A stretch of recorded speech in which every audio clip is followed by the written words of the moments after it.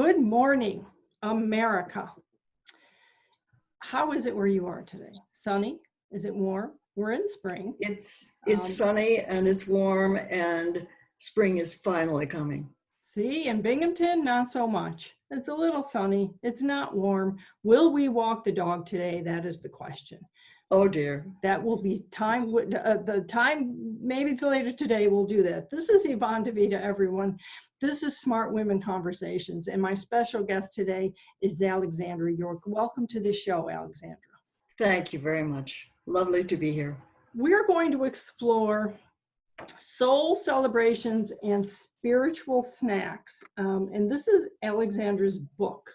So we're going to talk, ladies and gentlemen, about how important thinking about your spirituality and tapping into the soul that you have inside and becoming, for me, Alexandra, for me, it was like becoming one with the world, I guess they say, but more than that, it was looking at myself as a unique being with a soul and a spirit and not looking at technology to solve all my problems.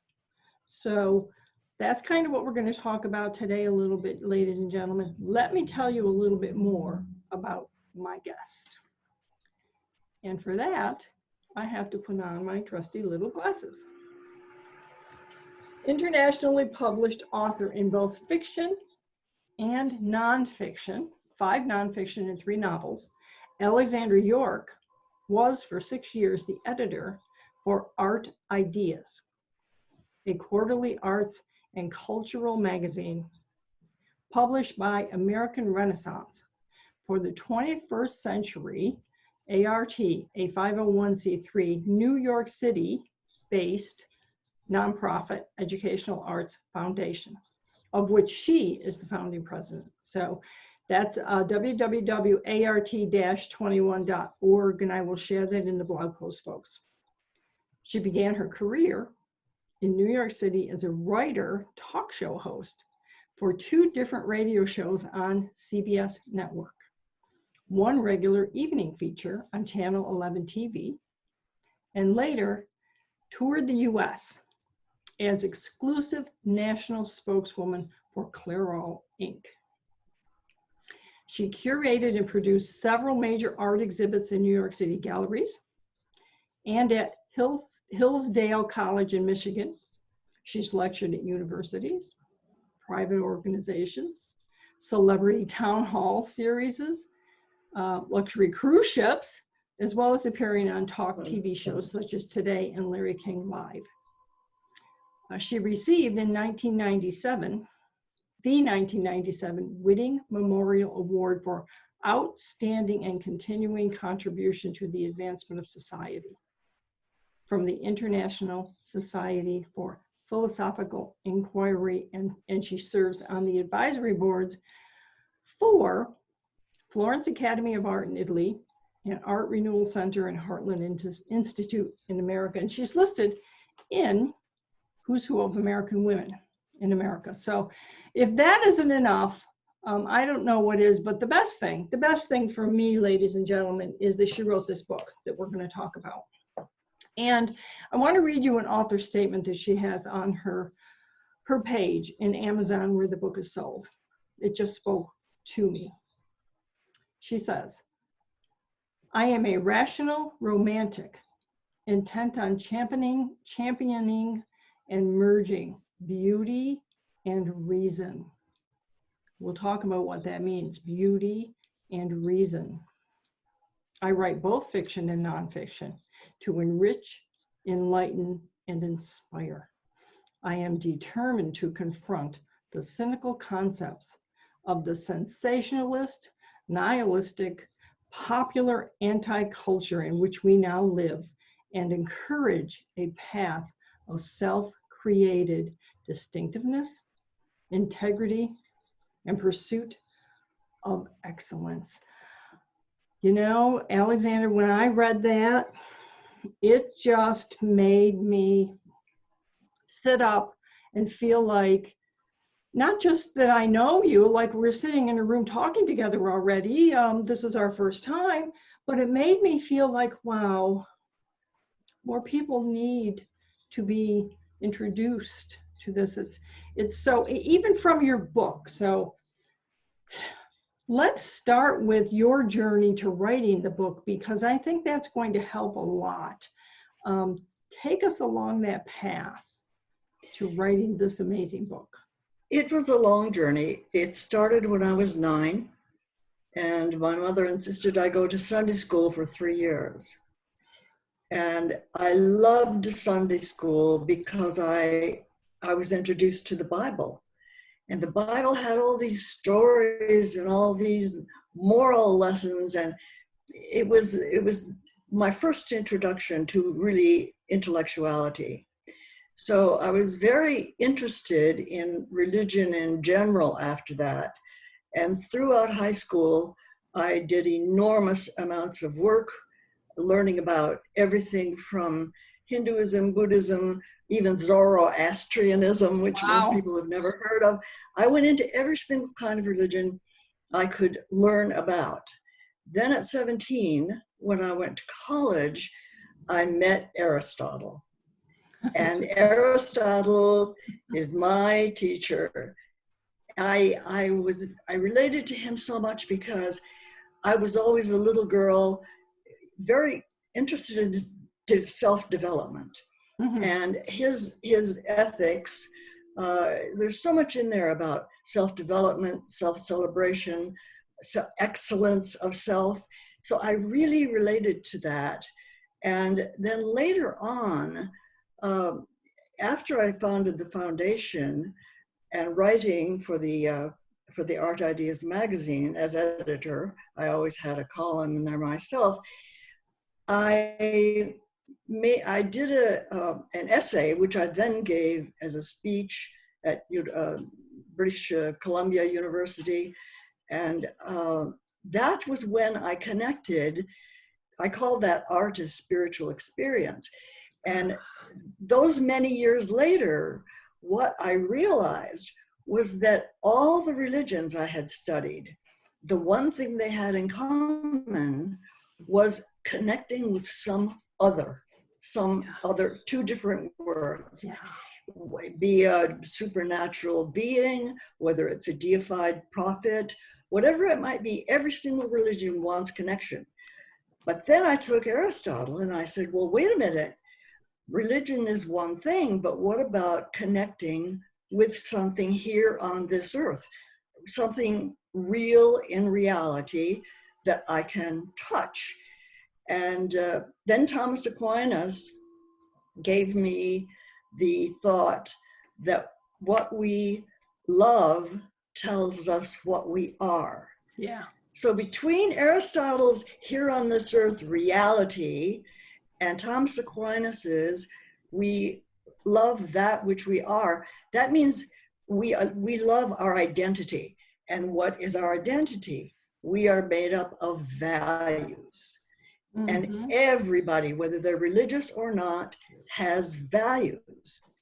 So then I came up with this thesis that, well, what can we connect to here in reality that will give us a sense of self-celebration of who we are? So let me just interrupt there for a minute. Yes, Alexandra. So the reason I'm interrupting is I want to read to the audience a little something relevant, I think, to what you're saying, because it's in the very beginning of the book. And on page X, which I think is part of the preface here. The preface. Where you say, the essential self-created or accepted value center defines our distinctive personhood. This interior core can be activated by external stimuli into experiences of sustained secular spiritual exaltation, which becomes celebrations of our one and only unique personhood.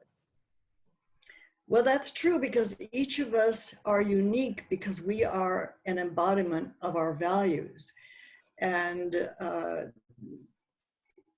we need to see ourselves outside of ourselves. So when we see, for example, a work of art that we really, really relate to, every single artist, whether they know it or not, writer, painter, sculptor, composer, every single artist creates their art intuitively or consciously, imbuing that art with their value system. Sure. If you as an individual look at art and you really relate to it, you say, that's me out there, but I can see myself now in color, Mm-hmm.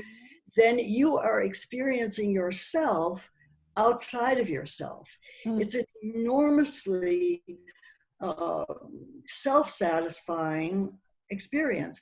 Of course, the highest spiritual experience would be with a beloved, a romantically beloved person, because as the work of art embodies your values in a static sort of way, the person you love is an embodiment of your values, and that person is living, breathing, arguing, moving, scowling, laughing. So that is an alive mirroring of your own values. And of course, nature, everybody loves nature.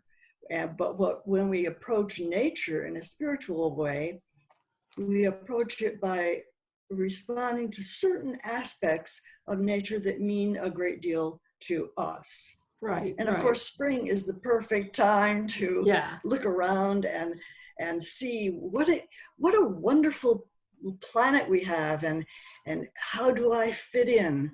I'm part of eternity when I look at nature, because nature is eternal. Yeah. So those three things, nature, art, and a romantically beloved person, are the three external entities where we can, by interacting with them, have actually not only an emotional reaction, but an emotional physiological reaction, because the emotions radiate out into the entire body.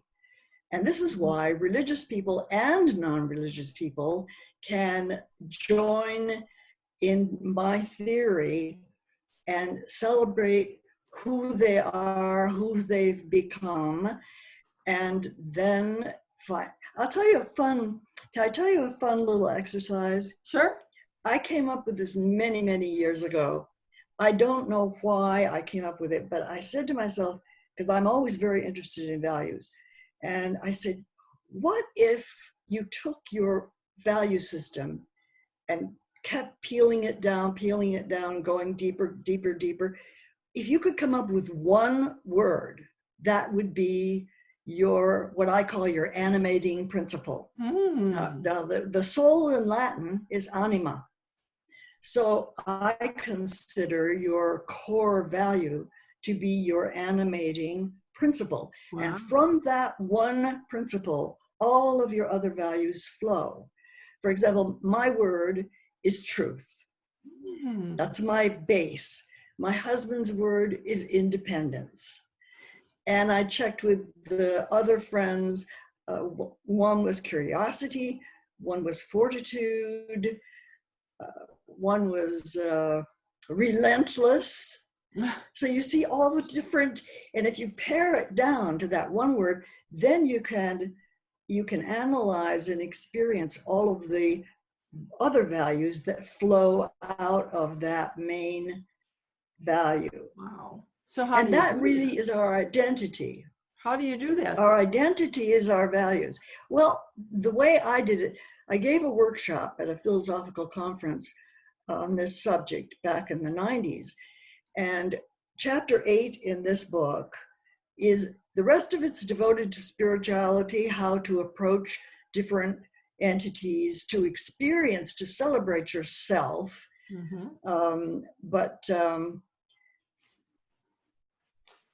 The way to get to the bottom of it is in chapter 8, and that is an intellectual chapter. I don't mean highfalutin intellectual. I mean, it's just, rather than emotional, it's intellectual.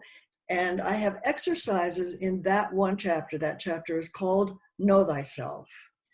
And when one goes through all of those little exercises, some of them seem silly, but it's using metaphor, it's using examples, And then when you're finished with all those exercises, you go through and see which ones match up with you write out your value system first, then you go through these little exercises and see if your intellectual understanding of yourself is the same as your spiritual understanding. It's a very revealing thing. And most people who have read this book, I had a lot of beta readers for this book. I usually only have 3, but I had a bunch because I needed a very religious Christian. I had a very sophisticated Jew. I had a psychiatrist. I had an atheist. I had people from all different walks of life give me feedback on the book as I came along, because I wanted to make sure that my thesis would be appealing and accessible to everyone and enrich their lives. So that was the purpose of it. Well, that's really profound in some ways, because I got to chapter 8 and I have not gone through it yet. You're gonna love it. And I really considered that I should do it with Tom, my husband. But I wanted to read something else here, because you talked earlier about nature, and I'm a big, I don't go outdoors a lot because I think the out of doors is exactly where it belongs, and that's why we have windows. But I do appreciate it. And as a child, I lived in the out of doors. It was just where I was. I didn't want to be in. And on page 26, you write, if you are not accustomed to entering nature for the pure pleasure of immersing yourself into its wonders, studying landscape paintings will sharpen your powers of observation, because you can learn to see nature through the keen eyes of an artist. And I think that's what you meant earlier when you were talking about art and looking at art, especially with a loved one, whether it's a best friend or even a mother or a sister or your soulmate. It becomes so much more than just paint strokes on a canvas. Talk to us about the element of nature, because I think that we are getting too far away from nature, and I'd like people to get back into it. Is that silly of me? No, especially in the technological world we live in right now, so many people are tied to their cell phones. I do not have a cell phone, and I don't have a watch, and I don't want either one. But I see that people are tied to that. And even I see I'm tied to my computer too. So we sometimes, and many people live in, like New York, it's so concrete city. And I think it's very, very important to, although nature is the least powerful spiritual experiences, art and a romantically beloved being the handmade or man-made or human-made. A human creates themselves, their value system. The artist puts a value system into the art. Nature just is. And it can be very, very spiritually satisfying and sort of exciting to focus on those aspects of nature that really speak to you. For example, I'm a sky person, and I can go out and just float into one of those clouds and wonder at the beauty and what it's really there, and become part of that cloud. And I also love mountains. I have a home in Vermont, and in the wintertime, all you do is just look at those embracing mountains, and they seem never changing, but they're ever changing. And you become part of nature, just the same way you become part of a work of art and you become part of a beloved person. So you have this great feeling of celebrating yourself. Yes. And then the spiritual snacks. Now, those are big, powerful, Yeah. emotional, physiological experiences where you feel empowered and blissful, and nothing can be possibly wrong at that moment of a soul celebration.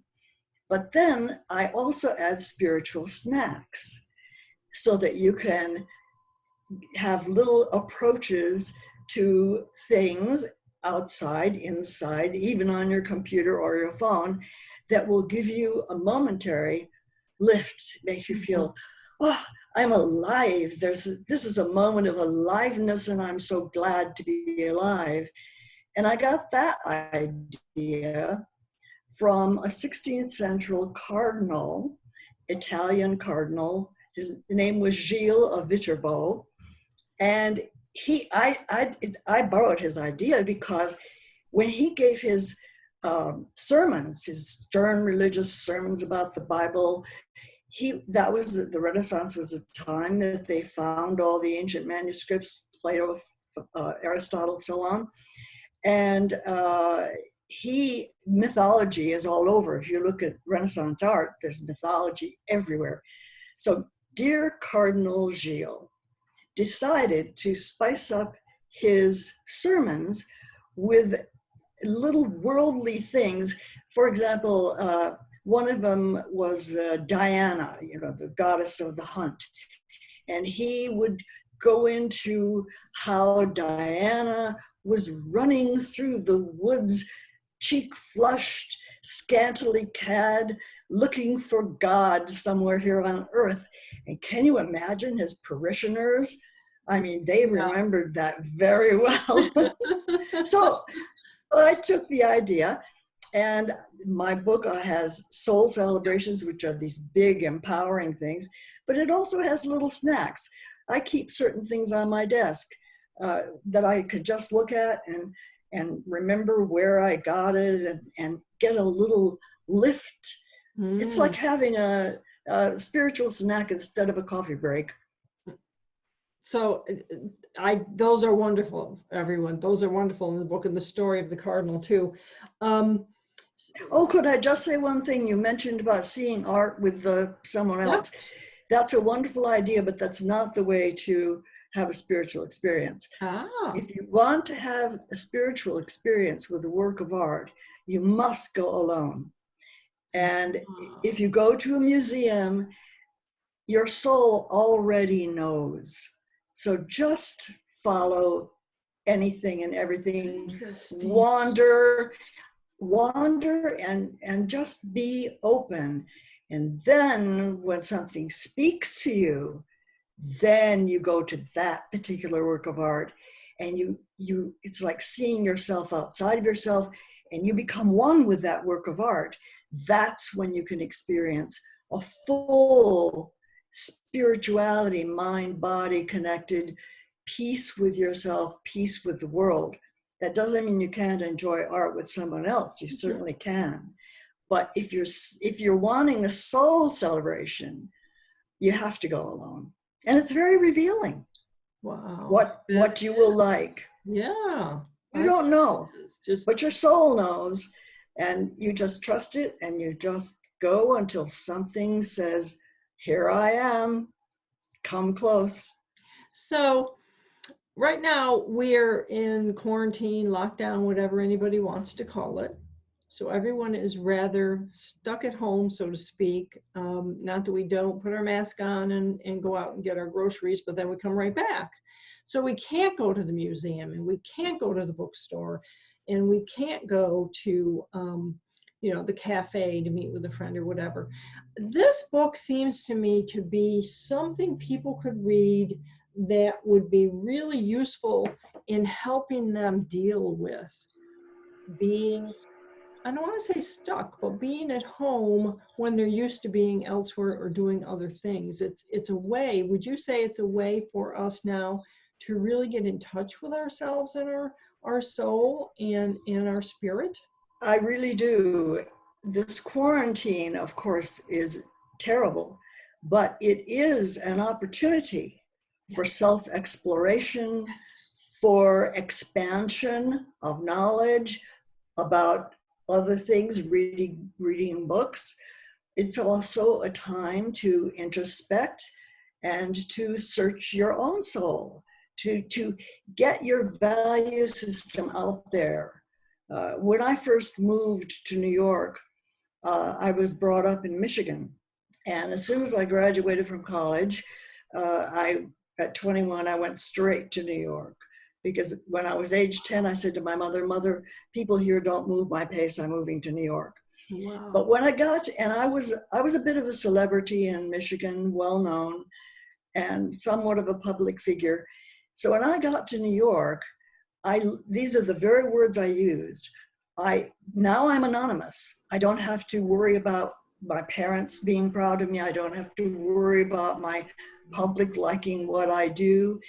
And I literally sat down with a pen and pencil, a pen and paper, and the words I used to myself were, okay, now I'm going to haul out my value system, and I'm going to see if they are really who I am, or did I pick up things along the way because of my position? So I'm writing down all my values and getting down to the deeper ones. Luckily, my conscious value system was okay, so I could fly on my own anonymously, first off, in New York, but just to examine most people live out their values without really realizing it. Yeah. But every single decision we make in life, in fact, my novel, Cross Point's a novel of choice, the entire theme of that novel is that the choices we make in life not only create our future, they create our very identity. Interesting. Interesting. So if you go after your value system consciously, you will then have a chance to explore yourself intuitively. And when you have emotional reactions, those are automatic. They come from the automatic nervous system. And reason does not take place during an emotional moment. Your emotional center evaluates. It's such a lightning-like evaluation when you encounter something and you have an emotional reaction. Your perception, evaluation, and assessment of the value of that is automatic. So that can tell you a lot about yourself if you analyze your emotional reactions and say, now, why do I feel this? That's a wonderful way to get obliquely to your value system, not through the intellect, not through reason, which is crucial to use reason. But the emotions never lie. So if you analyze your emotions, then you will know what value system or what values you may hold that you were somewhat unaware of. So it's a great self-revelatory thing to do. And quarantine's a great time to do it. Well, yes, and I think having your book as a help is a great thing to have. So I want to move into the poetry, because there is poetry in the book, and I tell people that everything in life is poetry, and I try to.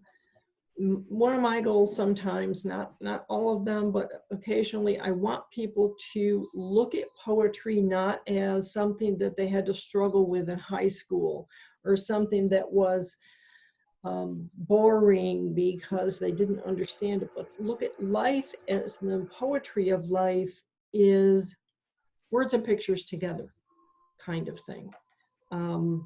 And I'm very adamant that words and pictures belong together. We don't just think in words, and we don't just think in pictures.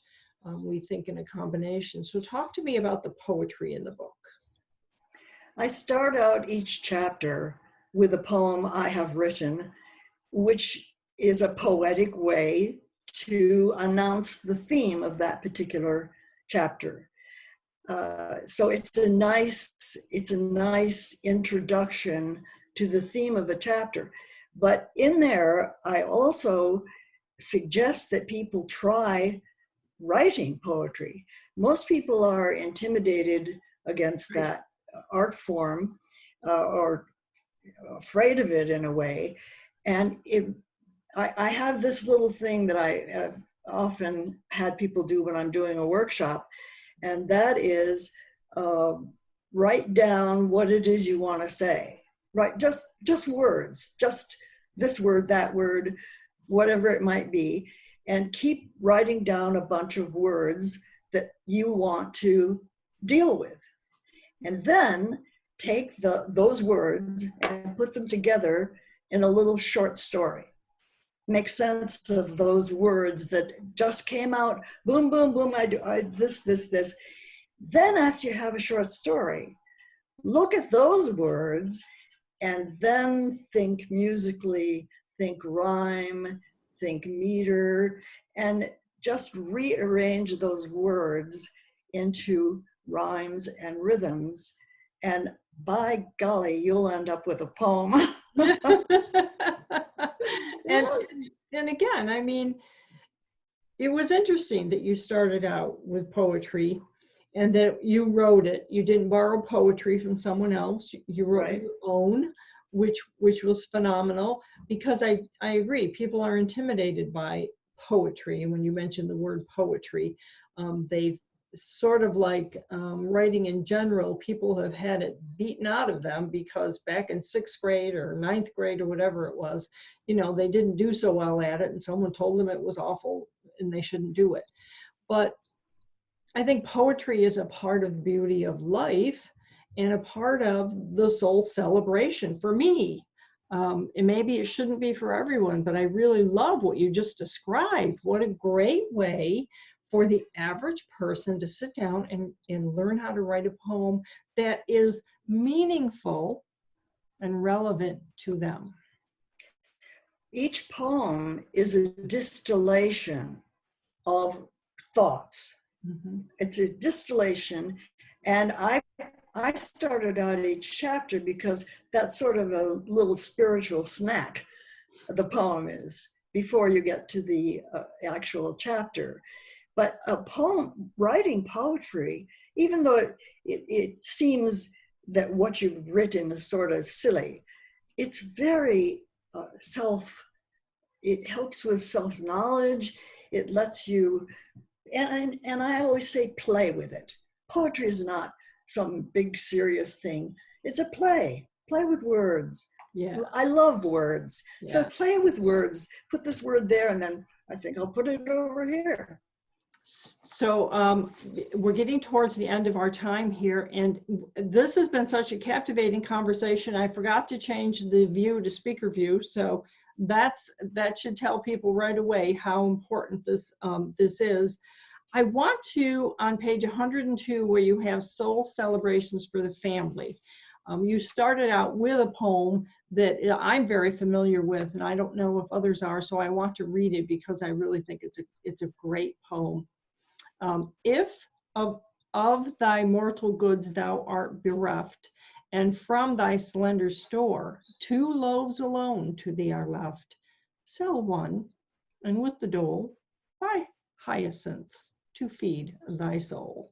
I really love that poem, and I love the section on soul celebrations for the family. I have underlined the Creative Family Coat of Arms, which I think is wonderful, especially right now during this time, this chapter and this piece of the book for folks home with the kids. I mean, it's just a wonderful way to engage the whole family in something.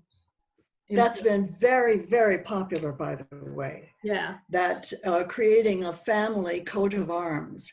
Every little approach to family, beautiful, loving family life that I have suggested in there has been very well received. And that one, I have an art and culture column monthly on newsmax.com. And I took that idea and wrote one of my articles one month on that very subject. And of course, there are thousands of people who see that. And I had so many reactions about that coat of arms. People just start doing it. Mm-hmm. And if a family does that during this quarantine, it's going to be an awful lot of fun.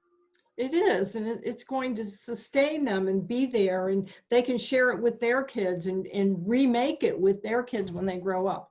That's And what I it's all thought. about values. That's what it's Yes. all about, because Yeah. a coat of arms is a statement of your values. Yeah. So it's Yeah. extremely, especially with younger children, it's just so wonderful for them to explore and offer value ideas that are important to them. Parents can get to know their children very well with this little snack. Yeah, and isn't that a wonderful thing? So we are at the end of our time, sadly, and I want to hold up the book again, Soul Celebration, Spiritual Snacks, and you see this is my little notebook here that is sticking out, and all of my tabs. Everyone knows that I put tabs in all of my books because there are. Mine looks the same way. Yeah, I want to go back and look at those, and those they Yeah. speak to me again. As I told you, Alexandra, I read it several weeks ago, and we had this scheduled, and then I said, well, I need to go back and review it because I like to be a little bit more aware of what the books are. And I just got back into it and said, this is so perfect for this time that we are in. This is such a wonderful kind of workbook, guidebook, and in a way, as you say, for us to now explore ourselves, our values, our spirit, and our soul. Well, I can tell that you really, really read that book and understood it, because this has been very interesting from my point of view to hear the things that were meaningful to you. Mm-hmm. It's very clear to me that you didn't just scan that book, you read it. No, I read it. I read it, and I'm still reading it. And it's a book that you can read and keep and refer back to. We could talk more about this. We have to kind of close now, but I do want to make sure that everyone knows. I will tell you where you can get the book. I will share the link on my blog post, everyone, and in YouTube. And if you have any questions for Alexandra about this, please, you can write to me and I will forward them to her. If she's willing to share her email, I'll let you know. But ladies and gentlemen, you know, this is a time in our lives when we have an opportunity to look at our values, look at our spirit and our soul, and just get back to being the human beings that we were before we got all this technology into our lives. And there's nothing bad about that, right, Alexandra? No, of course not. But it's a tool. It should not be your whole life. It's No. a tool to use to facilitate certain things in your life. But to stick, I get so upset when I'm in New York and I see all the young people walking, they're always looking down at their phone. And it's everywhere. It's in the country too. And I want to say, just put it down and look around for a moment and get away from that. It's, as I said, it's a tool and it's a good one. Yep. But nothing is like real life. Yes, yes, absolutely. So thank you so much for being on the show. And I will let you know when this is up on the blog so you can share it with everyone that you know. And I will be sharing it again and again. This will be something that I hope so many people will tune in and learn from and then get the book. Thank you so much. It's been a true pleasure on my part. And this is Yvonne DeVita. We will see you next week, everyone.